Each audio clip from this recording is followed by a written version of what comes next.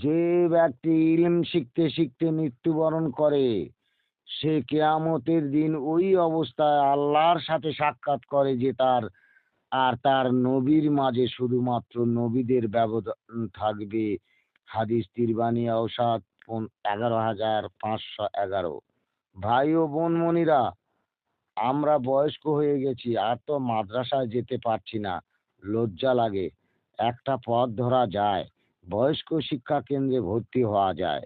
ওই আমাদের বড় হজরতজি, হজরত মাওলানা ইলিয়াস সাহেব রহমতুল্লাহ আলাইহের ভ্রাম্যমান বয়স্ক এলিম শিক্ষা কেন্দ্রে ভর্তি হওয়া যায়।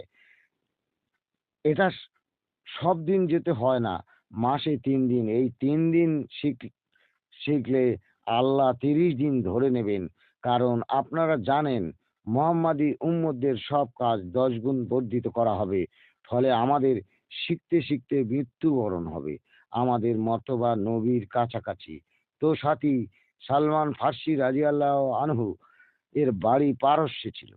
এই সব হাদিস শুনে নবীর কাছে গিয়ে শিখবো বলে চিন্তা ভাবনা করে। কোথায় সেই আরব, আমি যাবই যাব।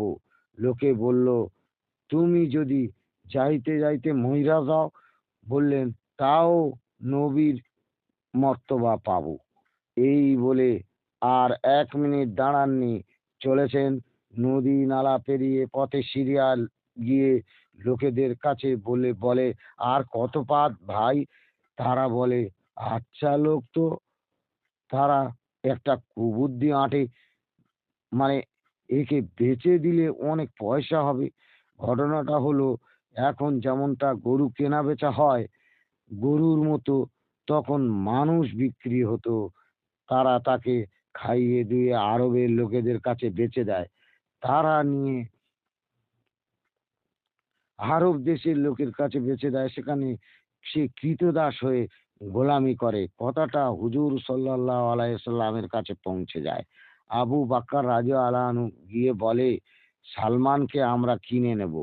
মালিক বলে, দিতে পারি, তবে আমার এই জমিগুলোতে খেজুর চারা বসাতে হবে।